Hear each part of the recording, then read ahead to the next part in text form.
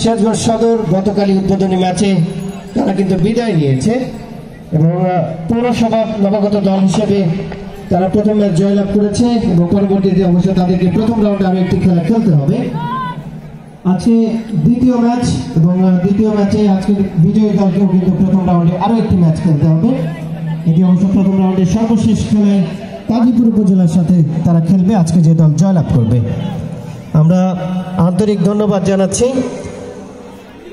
বিএনপির স্থায়ী কমিটির সদস্য উত্তরবঙ্গের কৃতি সন্তান সাবেক বিদ্যুৎ প্রতিমন্ত্রী জনাব ইকবাল হাসান মাহমুদ টুকু মহোদয় এবং সিরাজগঞ্জ জেলা বিএনপির সংগ্রামী সভাপতি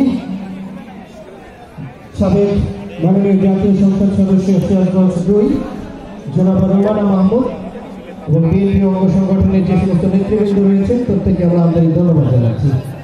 আর অল্প কিছুক্ষণের মধ্যে ঐতিহ্যবাহী